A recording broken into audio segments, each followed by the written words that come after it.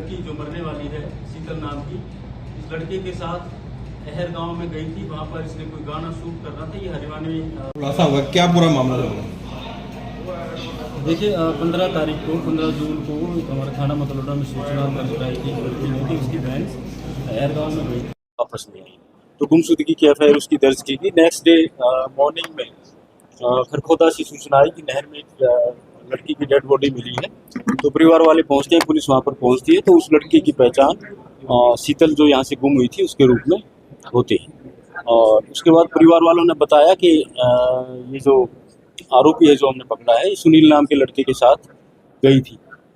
तो क्योंकि सुनील पहले से नहर में हमें मिला था, जिंदा हालत में तैर के ये निकल गया था और कार इसकी नहर में गिरी थी, तो उसे शक हो गया कि हो सकता है इसने, क्योंकि डेड बॉडी पर हत्या के निशान थे, उसमें चाकू के निशान थे, तो उससे हत्या की संभावना लगी। तो घटना फिर इसके साथ जुड़ते देर नहीं लगी, क्योंकि नहर में डेड बॉडी मिले, नहर से ही सुनील मिला था और सुनील के साथ वो गई थी।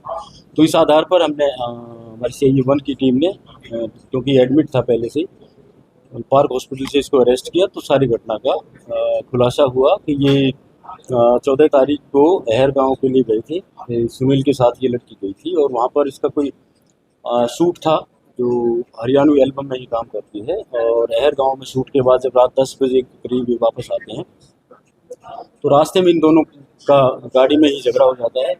किसी निजी बात को लेकर इसके पास कोई कॉल आया लड़की के पास किसी लड़के का, और ये मना कर रहा था।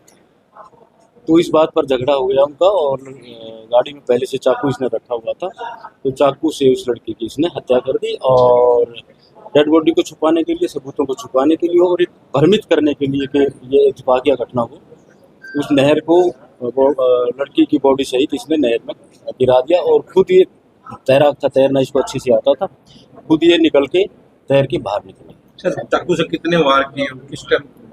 देखो एग्जैक्टली तो पोस्टमार्टम में आएंगे, वापिस 6-7 वार से की। सर पहले से मर्डर की प्लानिंग थी? हाँ, चाकू इसने रखा हुआ था, तो ये कहा जा सकता है कि पहले से इसको। कहाँ पर इसकी मृत्यु की है?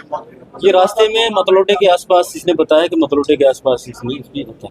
गाड़ी में वारदात को अंजाम दिया किसी ने जगह पे? नहीं, गाड़ी में ही दिया और गाड़ी में ही लेके आ गया और फिर खुरदुरी करने के लिए गाड़ी को नहर में गिरा। दोनों शादीशुदा? हाँ, दोनों शादी।